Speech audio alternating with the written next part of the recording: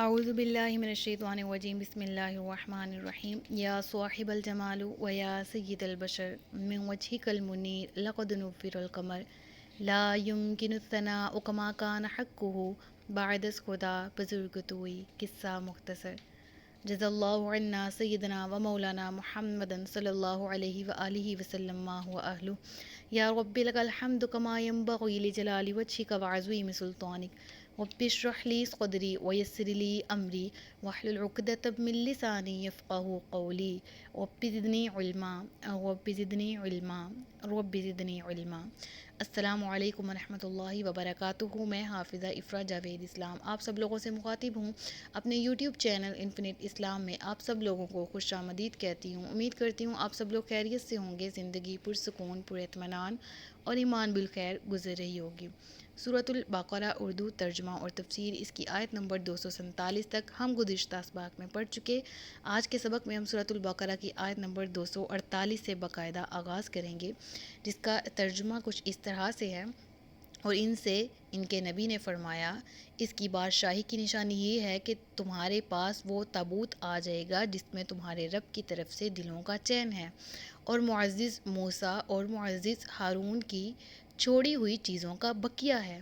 فرشتے اسے اٹھائے ہوئے ہوں گے، بے شک اس میں تمہارے لیے بڑی نشانی ہے اگر تم ایمان والے ہو۔ تو جیسے کہ گزشتہ آیات میں ہم نے پڑھا تھا، جو اس سے پچھلی آیت ہے، آیت نمبر 247، کہ ان پر جب بادشاہ مقرر کیا گیا طالوت، تو بنی اسرائیل نے اس بادشاہ کو جھٹلا دیا اور کہا کہ یہ خاندان نبوت میں سے نہیں ہے۔ خاندان نبوت کون سا تھا؟ یہودا ابن یعقوب کی اولاد۔ تو یہ طالوت تو اس سے تعلق نہیں رکھتا، اس خاندان سے،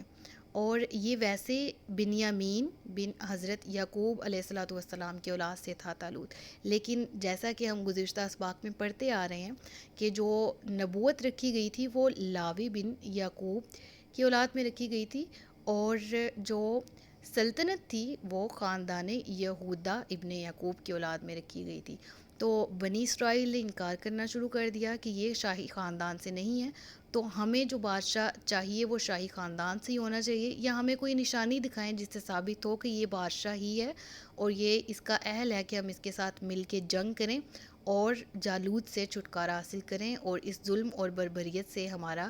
اس کا مکمل خاتمہ ہو اور ہمارا چھٹکارا ہمیں حاصل ہو جائے۔ تو اس صورت میں جیسا کہ بنی اسرائیل نے نشانی طلب کی تھی، تو سب سے پہلے حضرت شمویل نے انہیں بتا دیا کہ یہ اعتراض تو تمہارا بالکل بیجا ہے کہ یہ خاندان نبوت سے نہیں ہے یا یہ مالدار نہیں ہے، تو ہم اس پر ایمان نہیں لائیں گے۔ اللہ بہتر جانتا ہے کہ اس نے کس کو بادشاہ مقرر کرنا ہے، یعنی ہم یقین سے وہ کہتے کہ ہم نہیں مانیں گے کہ یہ بادشاہ ہے۔ تو انہوں نے، حضرت شمویل نے پھر ان قوم کے لوگوں کو سمجھایا کہ یہ اللہ تبارک و تعالیٰ کے ہی کام ہے، یہ اسی کی حکمت ہے، وہ جس کو چاہے علم عطا کرے، وہ جس کو چاہے حکمت عطا کرے، وہ جس کو چاہے سلطنت عطا کرے۔ تو یہ اعتراض تمہارا بنتا ہی نہیں ہے کہ جس کے پاس دولت زیادہ ہے تو بادشاہی بھی اس کے حصے میں آئے گی۔ لیکن اگر آپ لوگ نشانی مانگ رہے ہو تو آپ کے دلوں کے اطمینان کے لیے اللہ تبارک و تعالیٰ کی طرف سے نشانی بھی مقرر کر دی گئی ہے، اور اس کی خاص نشانی یہ ہے کہ تمہارے سامنے جو طالوت ہے وہ ایک صندوق لے کر آئے گا، اور یہ صندوق سے جس طرح ترجمہ میں مذکور ہے کہ تمہارے رب کی طرف سے دلوں کا چین ہے۔ اس سے کیا مراد ہے؟ یہ جو لفظ ہے تمہارے دلوں کا چین، اس کی اگر عربک دیکھیں، عربی میں دیکھیں، ان یأتیکم التابوت فیہ سکینۃ، تو اس تابوت کا نام بھی تابوت سکینہ تھا۔ اور اس کو کیوں باعث چین کہا جاتا تھا؟ کیونکہ اس میں تمام انبیاء کرام کے تبرکات موجود تھے۔ جس طرح کہ یہ حضرت آدم علیہ الصلوۃ والسلام سے لے کر نسل در نسل یہ تابوت منتقل ہوتا رہا، اور اس کے اندر تمام انبیاء کرام میں سے جو بہت خاص تبرکات ہیں جن کا ذکر کرنا یا میں ضروری سمجھوں گی، اس میں حضرت موسیٰ علیہ الصلوۃ والسلام کا عصا مبارک، ان کی لاٹھی مبارک، آپ کے کپڑے، آپ کے نعلین شریفین، اور حضرت ہارون علیہ الصلوۃ والسلام کا امامہ شریف، ان کا عصا، ٹھیک ہے، جو لاٹھی وہ پکڑا کرتے تھے، اور وہ کھانا بھی جو من اور سلوا آسمان سے اترتا تھا، اس میں سے جو من نامی کھانا تھا وہ بھی اس میں موجود تھا۔ الغرض یہ کہ یہ تابوت جو ہے وہ بہت سے تبرکات میں مشتمل تھا، اور یہ نسل در نسل چلتا آیا حضرت موسیٰ علیہ الصلوۃ والسلام کے پاس، اور پھر آپ علیہ الصلوۃ والسلام کے بعد بھی یہ تابوت بنی اسرائیل میں چلتا رہا۔ اور جب بھی بنی اسرائیل کو کوئی بھی مشکل درپیش ہوتی تو وہ اس تابوت کو اپنے سامنے رکھتے، دعائیں کرتے، اور پھر ان میں کامیابی ہو جاتے۔ جب بھی دشمنوں سے مقابلہ وغیرہ ہوتا تو کیا کرتے تھے، جنگ کے موقع پر اس کو سامنے رکھتے تھے، اس سے ان کے دل کو بھی ایک طرح کا سکون مل جاتا تھا، اور ایک طرح کا ان کو تسلی ہو جاتی تھی، اس تابوت کی برکت کی وجہ سے وہ فتح بھی پا جاتے تھے۔ تو پھر کچھ اس طرح سے ہوا کہ بنی اسرائیل کے اعمال کی حالت، عقائد کی حالت بہت زیادہ خراب ہو گئی، اور جب حد سے زیادہ بدعملی کرنے لگے اور اللہ کی نافرمانی کرنے لگے تو اللہ تعالیٰ نے ان پر قوم عمالقہ کو مسلط کر دیا تھا۔ پھر وہ قوم کے لوگ ان سے یہ تابوت چھین کر لے گئے تھے جو ان کے پاس موجود تھا، اور پھر اس تابوت کو انہوں نے نجس یعنی ناپاک اور گندے مقامات پر رکھنا شروع کر دیا، اس تابوت کی بے حرمتی کی اور یہ گستاخی انہوں نے کی تابوت کی۔ تو اس کی وجہ سے عمالقہ قوم کے لوگ جو ہیں وہ بھی عذاب میں مبتلا ہو گئے تھے، اور طرح طرح کے امراض میں گرفتار ہو گئے تھے، طرح طرح کی مشکلات میں گرفتار ہو گئے تھے۔ تو ان کی بہت سی بستیاں، جس کے بارے میں روایات ملتی کہ 5 بستیاں جو بڑی ہیں وہ ہلاک کر دی گئی تھی، ہلاک ہو چکی تھی، اور اب انہیں یقین ہو چکا تھا کہ یہ تابوت سکینہ جو ہے اس کی ہم نے بے حرمتی کی ہے، اس کی وجہ سے، اس کی بے ادبی کرنے کی وجہ سے ہم یہ نقصان اٹھا رہے ہیں، ہماری آج جو حالت بری ہوئی ہے یہ اسی وجہ سے ہوئی ہے۔ چنانچہ انہوں نے کیا کیا کہ اس تابوت کو ایک بیل گاڑی پر رکھ کر ان بیلوں کو چھوڑ دیا، اور پھر وہ فرشتے اسے بنی اسرائیل کے سامنے اس تابوت کو اٹھا کر،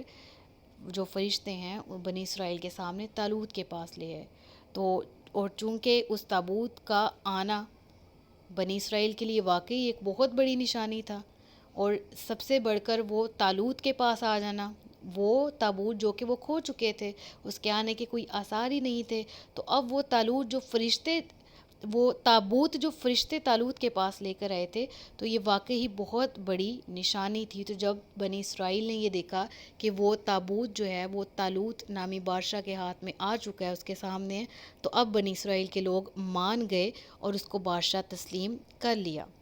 اور پھر بہرحال آخر میں وہ اس چیز پہ بھی مان گئے کہ ہاں ہم اس کے ساتھ مل کے جہاد کریں گے۔ اور جہاد کرنے پہ آمادہ وہ کیوں ہوئے؟ کیونکہ ان کو یہ بھی پتہ تھا کہ ہم گزشتہ جنگیں کرتے آ رہے ہیں، تو یہ تابوت ہم اپنے پاس رکھتے تھے اور ہمیں فتح نصیب ہوتی تھی اس کی برکت سے، تو اب ہمیں فتح کا بھی تقریباً یقین ہو گیا ہے، تو اس لیے ہم آپ کے ساتھ جنگ کرنے کے لیے تیار ہیں، ہم آپ کے ساتھ جہاد کریں گے۔ تو پھر طالوت نے بنی اسرائیل میں سے تقریباً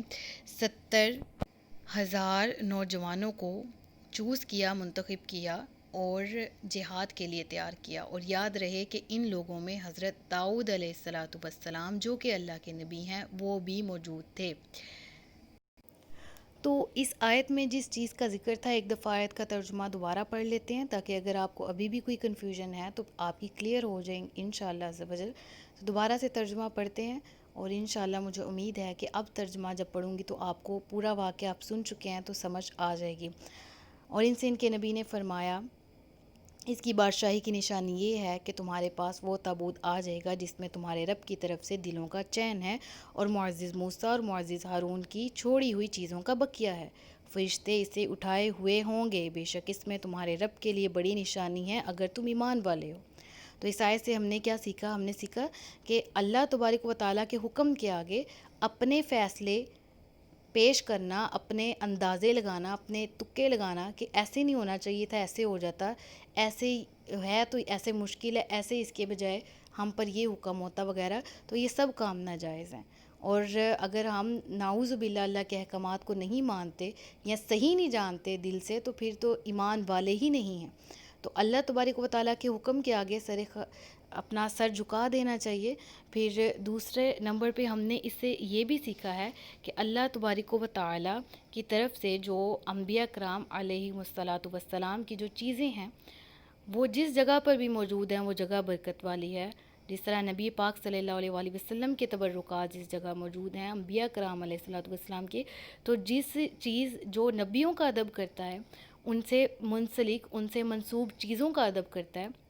تو وہ ادب ان کو کس طرح سے فائدہ دیتا ہے۔ اور جب یہ ادب دل سے ختم ہو جائے، خواہ وہ کسی نبی کا ادب ہی کیوں نہ ہو، نعوذ باللہ اگر ہم ختم کر دیں دل سے، یا ان کے تبرکات کا ادب دل سے ختم کر دیں، تو جو حال بنی اسرائیل کا ہوا تھا ویسے ہی حال ہمارا نہ ہو جائے۔ تو ہمیں اس سے ڈرنا چاہیے، اور ہمیں انبیاء کرام اور ان سے منسوب جتنی بھی اشیاء ہیں ان تمام سے عشق و محبت کرنا چاہیے، کہیں ایسا نہ ہو کہ ہم لوگ بھی گمراہ ہو جائیں اور ہم لوگوں کی بربادی کا سبب بھی یہی ہو۔ اللہ نہ کرے، اللہ تعالی ہمیں اس برے وقت سے بچائے۔ اور ہمیں یہ بھی معلوم ہوا کہ اللہ کے پیاروں سے نسبت کتنا پیارا کر دیتی ہے۔ جیسے ان لوگوں نے نسبت رکھی ہوئی تھی اس تابوت کے ساتھ، اور کیوں نسبت رکھی تھی، اس میں موسیٰ اور ہارون علیہ السلام کی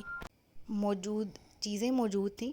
تو اس وجہ سے وہ اس کا ادب کرتے تھے، تو اللہ تبارک و تعالیٰ نے ان کے اس ادب کرنے کی وجہ سے ان کو کتنی مشکلات سے بچایا ہوا تھا۔ لیکن جیسے ہی انہوں نے ادب کرنا چھوڑا تو کس قدر پستی اور بدحالی ان پر مسلط کر دی گئی۔ تو اللہ تعالیٰ سے دعا ہے کہ اللہ تعالیٰ ہم سب کو سچے عاشق رسول اور تمام انبیاء کا ادب اور احترام کرنے کی توفیق عطا فرمائے۔ صدق اللہ العلی العظیم و صدق رسولہ النبی الکریم ونحن علی ذلک من الشاہدین والشاکرین وما علینا الا البلاغ المبین۔ سچ فرمایا اللہ نے جو عظمت والا ہے۔